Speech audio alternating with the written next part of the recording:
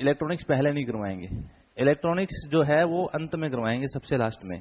अभी अगर इलेक्ट्रॉनिक्स करवाना शुरू कर दिया तो फिर पहला चैप्टर अच्छा है, दूसरा भी अच्छा है, डायोड भी अच्छा है, ट्रांजिस्टर भी अच्छा है, उसके बाद में एम्पलीफायर भी अच्छा है, ऑक्सीलेटर, और जब दूसरे वाले आ जाते हैं ना फिर वो ऊपर से चले जाते हैं। तो इसलिए उनका पार्ट आता है 5-7% आते हैं, आपको भी पता है हर एग्जाम के अंदर, तो उतना ही अपने उसको लास्ट में करेंगे ताकि उसको रिवाइज में वो याद रहे आपके पेपर के पास में।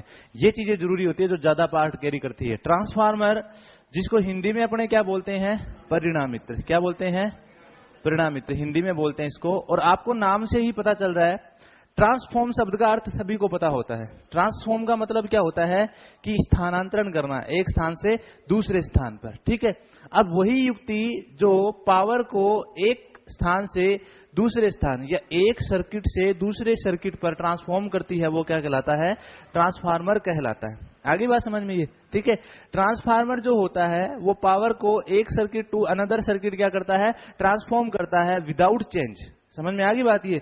विदाउट चेंज का मतलब जितनी पावर इसकी इनपुट में है उतनी किसमें रहेगी, आउटपुट में रहेगी। कोई भी पावर चेंज नहीं करता, परंतु ये धारा और वोल्टता में क्या ले आता है, स्टेप अप और स्टेप डाउन कर देता है। धारा को अगर यहां यानी कि वोल्टता को अप करेगा तो यहां वोल्टता क्या हो जाएगी, डाउन हो जाएगी, ठीक है। तो ट्रांसफार्मर का सबसे पहला तो ये चीज कि ये पावर को क्या करता है, ट्रांसफॉर्म करता है एक स्थान से दूसरे स्थान पर विदाउट चेंज। दूसरा ये कि ये स्टेप अप और स्टेप डाउन किसको करता है, वोल्टता को। ये एक ऐसी युक्ति है जिसकी सहायता से एसी वोल्टता को स्टेप अप और स्टेप डाउन किया जा सकता है, ठीक है, लेकिन डीसी को नहीं किया जा सकता। दूसरी बात ये हो गई अपने पास। तीसरी बात ये, क्या धारा का स्टेप अप स्टेप डाउन करता है, ये नहीं करता, नहीं है ये। लेकिन जैसे ही आप वोल्टता को स्टेप अप करोगे उस कॉइल के अंदर धारा अपने आप क्या हो जाएगी, स्टेप डाउन हो जाएगी। क्यों, क्योंकि आपको पता है P बराबर क्या होता है, VI।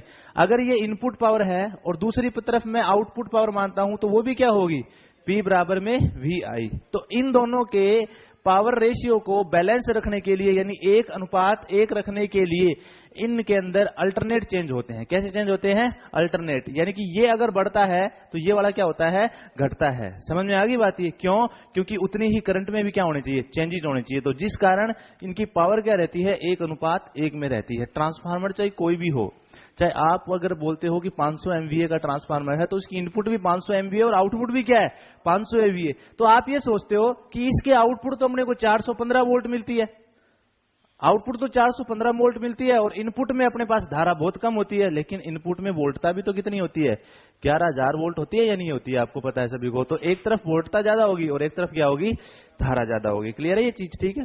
तो अपने को स्टेप टू स्टेप पढ़ना है। ट्रांसफार्मर क्या होता है, सिद्धांत क्या होता है ट्रांसफार्मर का, ट्रांसफार्मर कितने प्रकार के होते हैं, किस किस टाइप से यूज किया जाता है, क्या क्या इसके पार्ट्स होते हैं, ठीक है। पहले तो ये बेसिक चीजें होंगी, उसके बाद जो ट्रांसफार्मर है उसका सारा डाटा अपने पढ़ेंगे। सिद्धांत, अगर ट्रांसफार्मर का बात किया जाए तो ट्रांसफार्मर की एक संरचना बनाता हूं मैं छोटी सी। एक ऐसी युक्ति, कौन सी युक्ति है, गतिशील या स्थैतिक युक्ति है। ट्रांसफार्मर युक्ति कैसी है, गतिशील या स्थैतिक। ऐसी स्टैटिक युक्ति जो पावर को एक स्थान से दूसरे स्थान पर क्या करती है, ट्रांसफॉर्म करती है। आपको मैंने मैग्नेट के चैप्टर के अंदर इंडक्शन पढ़ाया था, प्रेरण पढ़ाया था, याद है सभी को, ठीक है। प्रेरण, जिसको इंग्लिश में क्या बोलते हैं, इंडक्शन, ठीक है। अब देखो आपके पास में दो कॉइल है, दो कुंडली है, जिसमें एक का इंडक्टेंस मैंने L1 मान लिया और दूसरे का क्या मान लिया, L2। मानते हो सभी इस चीज को, ठीक है। इंडक्टेंस क्या होता है, किसी भी कुंडली का वह गुण जो उसमें फ्लक्स को स्थापित होने में क्या करता है, सहायता करता है, और धारा परिवर्तनों का क्या करता है, विरोध करता है। अभी तो ये बनेगा इसके अंदर, ठीक है। अभी देखो, जब इस कुंडली को सप्लाई के साथ जोड़ा जाए, और वो भी कौन सी सप्लाई होनी चाहिए, एसी, ठीक है। यानी पहला केस यहां पर ये निकल के आया कि ट्रांसफॉर्म की जो कंडीशन है, ट्रांसफॉर्म जो होता है उसकी कंडीशन केवल अल्टरनेटिंग फ्लक्स पर होगी। किस पर होगी, अल्टरनेटिंग फ्लक्स। क्वेश्चन आता है बहुत बार, ट्रांसफार्मर की जो प्रक्रिया है वो किस प्रकार के क्षेत्र पर उत्पन्न होती है, तो आप क्या बोलोगे, अल्टरनेटिंग क्षेत्र। प्रत्यावर्ती प्रकार का जो चुंबकीय क्षेत्र होगा उसी पर ट्रांसफॉर्म की क्रिया होगी, ना तो स्पंदी पे होगी और ना ही आपकी शुद्ध जो होता है डीसी उस पर भी नहीं होगी, ठीक है। अब देखो, अपने जैसे इसको सप्लाई से जोड़ेंगे तो कुंडली जो L1 है उस कुंडली के अंदर अपने पास फ्लक्स में क्या होंगे, चेंजेस होंगे या नहीं होंगे। एक बार फ्लक्स मैक्सिमम पे जाएगा, फिर वापस शून्य पे आएगा और फिर किस पे जाएगा, नेगेटिव में मैक्सिमम पर। तो जब ये फ्लक्स चेंजेस होंगे तो वो किसके अकॉर्डिंग होंगे, सामने वाली कुंडली के साथ होंगे। ठीक है, तो इसका फ्लक्स जब इस कुंडली के साथ में कट करेगा तो इस कुंडली में क्या हो जाएगा, किसके नियम से, फैराडे के नियम से क्या उत्पन्न हो जाएगा, ईएमएफ उत्पन्न हो जाएगा। क्या दोनों कुंडलियों के मध्य कोई विद्युतीय संबंध दिखाई दे रहा है आपको? इसकी तार कहीं इस पे जुड़ी हुई है क्या, नहीं जुड़ी हुई, कोई भी किसी प्रकार का विद्युतीय कनेक्शन नहीं है, लेकिन फिर भी इसमें क्या उत्पन्न हो जाती है, वोल्टता। ठीक है, इसको क्या कहते हैं अपने, परस्पर प्रेरण। क्या कहते हैं, परस्पर प्रेरण। ठीक है, परस्पर प्रेरण में कितनी कुंडलियां चाहिए होती है, 2 कुंडलियां। परस्पर मतलब साथ वाली कुंडली से। ठीक है, हिंदी में इसको परस्पर प्रेरण भी बोलते हैं, सह प्रेरण भी बोलते हैं, अन्योन्य प्रेरण भी बोलते हैं। इंग्लिश में इसका एक ही नाम है, क्या, म्यूचुअल इंडक्शन। क्या नाम है, इंडक्शन। ठीक है, अब वो बोलता है कि इसका जो म्यूचुअल इंडक्शन है, कपलिंग समझते हो आप, कपलिंग, कपलिंग का मतलब होता है जोड़ना दो चीजों को। ठीक है, अब मुझे बताओ ये जो कुंडलियां L1 और L2 है, ये मैकेनिकली रूप से कपलिंग है या फिर इलेक्ट्रिकली कपलिंग है या फिर मैग्नेटिकली कपलिंग है, कैसे है, कैसे कपलिंग है ये, मैग्नेटिकली, यानी कि ये चुंबकीय रूप से जुड़ी हुई है एक दूसरे से। मैग्नेटिक फील्ड दोनों में क्या है, कॉमन। आपको सबसे चीजें पूछी जाएगी, बहुत प्रश्न पूछे जाएंगे कि पहला प्रश्न तो सीधा सही बनता है कि ट्रांसफॉर्मर की जो क्रिया है वो किस प्रकार के फ्लक्स पर होगी, तो आप क्या बोलोगे, अल्टरनेटिंग फ्लक्स पर होगी। दूसरी बात ये कि प्राइमरी कुंडली के अंदर, प्राइमरी कुंडली के अंदर अगर ईएमएफ उत्पन्न होता है तो वो किसके कारण होगा, किसके कारण होगा बताओ, एक ही कुंडली में उत्पन्न हो तो किसके कारण होगा, ये तो दोनों की बात हो रही है। आपने इंडक्शन को 2 तरीके से पढ़ा था, याद है सभी को, एक पढ़ा था अपनों ने सेल्फ इंडक्शन और एक अपनों ने पढ़ा था म्यूचुअल इंडक्शन। पढ़ा था या नहीं पढ़ा था? ठीक है, सेल्फ का मतलब क्या होता है, जो कुंडली स्वतः में धारा परिवर्तन से क्या उत्पन्न करे, ईएमएफ उत्पन्न करे। तो ये कुंडली अपने आप करेगी या नहीं करेगी? ठीक है, क्योंकि एक ही कुंडली है तो फ्लक्स जो चेंज होगा वो इसके चालकों को भी तो काट रहा है या नहीं काट रहा है, आप देखो। ठीक है, मैंने आपको इस प्रकार से बताया था कि ये कुंडली है, आप समझो एक तरीके से। इस कुंडली का जो धारा का जो मैग्नेटिक फील्ड बन रहा है वो इसको भी काट रहा है या नहीं काट रहा है? तो इस कुंडली में विपरीत में क्या उत्पन्न हो जाती है, धारा या बैक ईएमएफ बन जाता है। क्या बन जाता है, बैक ईएमएफ। तो आपकी प्राथमिक कुंडली में जो ईएमएफ उत्पन्न होगा वो किसके कारण होगा, सेल्फ इंडक्शन के कारण। सेकेंडरी में जो उत्पन्न होगा वो म्यूचुअल इंडक्शन के कारण। ठीक है, ये दोनों कुंडलियां ना तो इलेक्ट्रिकली रूप से जुड़ी हुई है, ठीक है, ना किसी यांत्रिक रूप से जुड़ी हुई है। जुड़ी हुई किस रूप से है, ये चुंबकीय रूप से, मैग्नेटिक कपल्ड है ये दोनों। समझ में आ गई बात ये? ठीक है आपको। अब वो आपको ये बोलता है कि एक ट्रांसफार्मर है, कोई भी ट्रांसफार्मर बोल दिया उसने, 2 वाइंडिंग ट्रांसफार्मर। कौन सा, 2 वाइंडिंग। आपके पास ट्रांसफार्मर भी होते हैं, सिंगल वाइंडिंग भी होता है और 2 वाइंडिंग भी होता है। ठीक है, सिंगल वाइंडिंग ऑटो ट्रांसफार्मर को बोलते हैं और 2 वाइंडिंग आपको ये सामने जो दिखाई दे रहा है ये होता है। 2 वाइंडिंग ट्रांसफार्मर के अंदर उभयनिष्ठ क्या होता है, दोनों के अंदर क्या क्या चीजें उभयनिष्ठ होती है? तो पहला चीज आप क्या बोलोगे, मैग्नेटिक फील्ड। पहला क्या बोलोगे आप, मैग्नेटिक फील्ड। देखो यही मैग्नेटिक फील्ड इस कॉइल के लिए है और यही मैग्नेटिक फील्ड इस कॉइल के लिए। तो दोनों कॉइलों के लिए मैग्नेटिक फील्ड क्या होता है, उभयनिष्ठ होता है। समझ में आ गई बात ये? ठीक है, तो हेडिंग लगाओ आप ट्रांसफार्मर। और देखो ट्रांसफार्मर में सबसे कुछ एक इसकी शॉर्ट फॉर्म में होती है, बच्चे पेपर में उसको देख के चौंक जाते हैं कि ये क्या लिख दिया इन्होंने। ठीक है, तो क्या लिखा होता है, एक तो शॉर्ट फॉर्म लिखा होगा इसमें इस प्रकार से, ठीक है, और एक लिखा होगा इस प्रकार से। देखो एक्स लिख के उसके आगे क्या लिख देगा, MER, क्योंकि एक्स का मतलब होता है ट्रांसमिट। एक्स का मतलब क्या होता है, ट्रांसमिट। तो ये अपने पास हो गया ट्रांसफॉर्मर, और एक्स के साथ में अगर मिशन लगा दे तो वो क्या बन जाएगा, ट्रांसमिशन। क्या बन जाएगा, ट्रांसमिशन। तो ये शॉर्ट फॉर्म में एग्जाम में आ जाती है कई बार, तो बच्चे थोड़ा सोच में पड़ जाते हैं कि ये क्या लिख दिया इन्होंने। ठीक है, ट्रांसफार्मर हेडिंग लगाएं सबसे पहले हिंदी और इंग्लिश दोनों में, हिंदी और इंग्लिश दोनों में। हिंदी में परिणामित्र बोलते हैं इसको, हिंदी में परिणामित्र लिखो। वह स्थैतिक युक्ति, वह स्थैतिक युक्ति, वह स्थैतिक युक्ति, बातें नहीं करो, वह स्थैतिक युक्ति जो जो जो शक्ति को एक परिपथ से, शक्ति को एक परिपथ से दूसरे परिपथ में ट्रांसफॉर्म करता है, जो शक्ति को एक परिपथ से दूसरे परिपथ में ट्रांसफॉर्म करता है,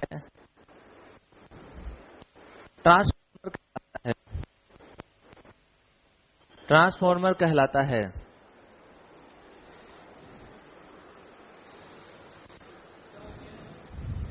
वो सब लिखवा दूंगा, टेंशन ना लो, मैं सारी चीजें एक एक पॉइंट लिखवा दूंगा आपको, कहीं से नहीं छूटेगा। नेक्स्ट पॉइंट से लिखोगे, अगले पॉइंट से पॉइंट डाल के लिखोगे। ट्रांसफार्मर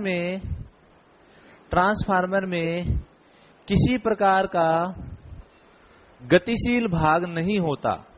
ट्रांसफार्मर में किसी प्रकार का गतिशील भाग नहीं होता। ट्रांसफार्मर में किसी प्रकार का गतिशील भाग नहीं होता, इसलिए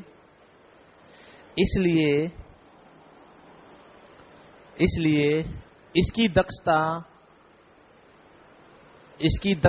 मशीनों में सर्वाधिक होती है। इसकी दक्षता मशीनों में सर्वाधिक होती है। बात समझ में आई सभी को? देखो, एक बात करते हैं अपने जनरेटर की और एक बात करते हैं अपने किसकी, ट्रांसफार्मर की। जनरेटर के अंदर घर्षण या हानियां होंगी और वो फिक्स होती है, होंगी। आगे बात समझ में?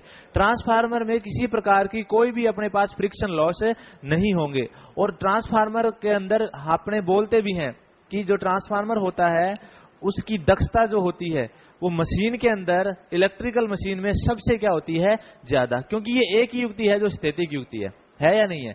उसके बाद चाहे एसी मोटर है, चाहे डीसी मोटर है, एसी मशीन है, चाहे डीसी मशीन है, सारों में क्या होते हैं, मूवेबल पार्ट होते हैं, घूमने वाले भाग होते हैं। और इसकी दक्षता बोलते कितने अपने, 95 से 97%। लिख लो ब्रैकेट में, इसकी दक्षता 95 से 97% होती है। इसकी दक्षता 95 से 97% होती है। 95 से 97% होती है। ये 2-3 मैंने कम क्यों किए भाई? 95 से 97% होती है, 2-3 कम क्यों किए मैंने, आपको बताओ?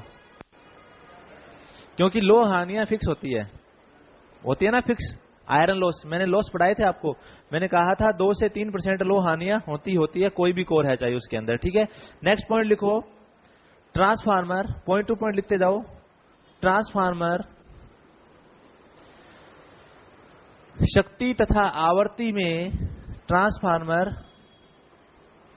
शक्ति तथा आवर्ती में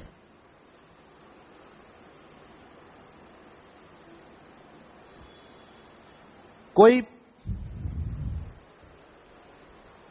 परिवर्तन नहीं करता है। शक्ति तथा आवर्ती में कोई परिवर्तन नहीं करता है,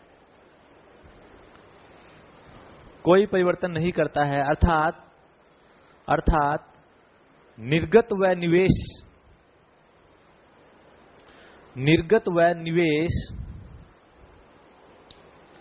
का अनुपात 1:1 रहता है।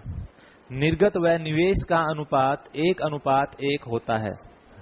इनपुट आउटपुट 1:1 रहता है। आपको वो कहेगा एक 500 केवीए का ट्रांसफार्मर है, कितने केवीए का, 500 केवीए का ट्रांसफार्मर है, उसके लिए पावर रेशियो बताओ, शक्ति का अनुपात बताओ कितना होगा, 1:1 ही आएगा। चाहे वो कोई भी ट्रांसफार्मर है, एक ट्रांसफार्मर है जिसकी शक्ति P1 है इनपुट और P2 क्या है, आउटपुट, तो उसकी आउटपुट और इनपुट शक्ति का अनुपात 1:1, आवर्ती का अनुपात भी 1:1। समझ में आ गई बात ये, ठीक है। और एक ट्रांसफार्मर और आएगा, उसका अनुपात भी 1:1 होगा, वो अपने बाद में पढ़ेंगे किस ट्रांसफार्मर में अनुपात 1:1 होता है, ठीक है। नेक्स्ट अगला पॉइंट लिखो, आवर्ती और पावर में कोई चेंजेस नहीं करेगा, ये 1:1 रखेगा। नेक्स्ट पॉइंट लिखो, यह वोल्टता को स्टेप अप तथा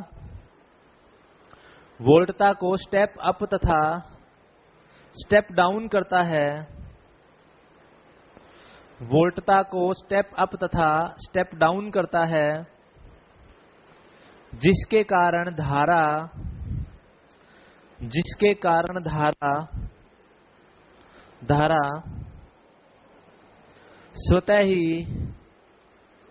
स्वतः ही परिवर्तित हो जाती है, स्वतः ही परिवर्तित हो जाती है।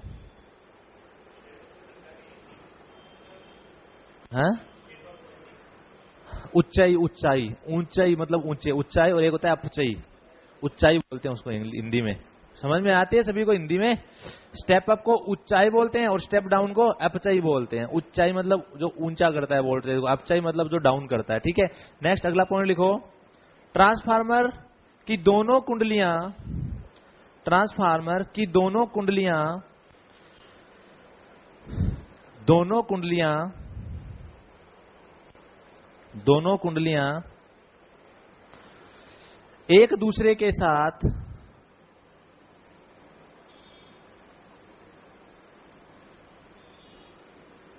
चुंबकीय रूप से जुड़ी होती है।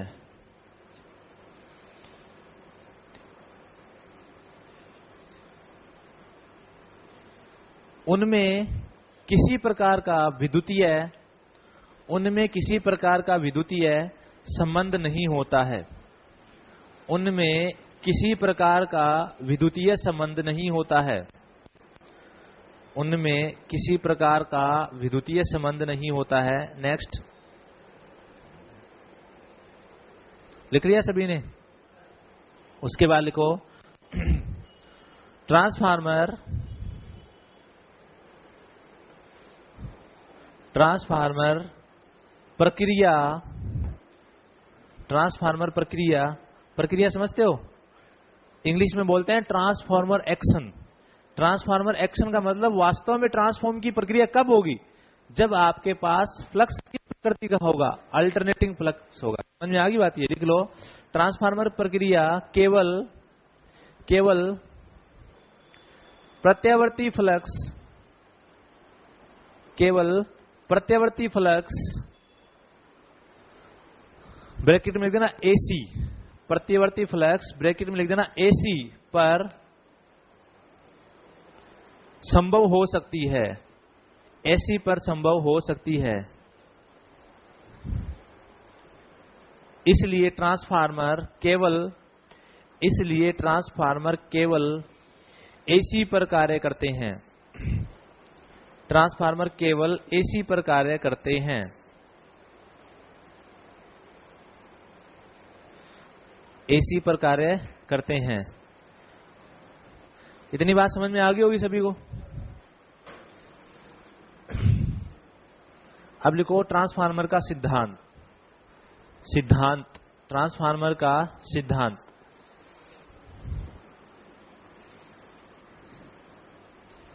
सुनते जाना भाई, प्रश्न कैसे कैसे आएगा देखना।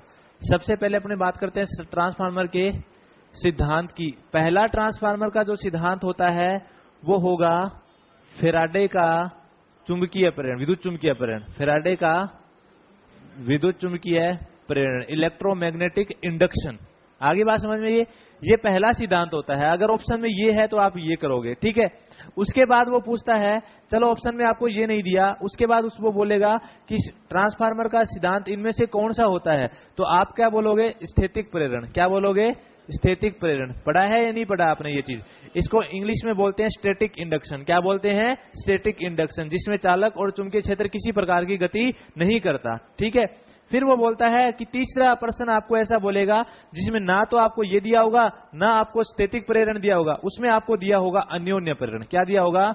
अन्योन्य प्रेरण। आगे मेरी बात समझ में सभी को? ये ठीक है। सिद्धांत ये भी है, सिद्धांत ये भी है और सिद्धांत ये भी है। इसके अकॉर्डिंग ये आता है और इसके अकॉर्डिंग ये चीज आती है। आगे बात समझ में? अब इसी का और बहुत से नाम हैं। इसी को बोलते हैं सह प्रेरण। क्या बोल देते हैं? सह प्रेरण, ठीक है। इसी को बोलते हैं अपने क्या? परस्पर प्रेरण। क्या बोल देते हैं?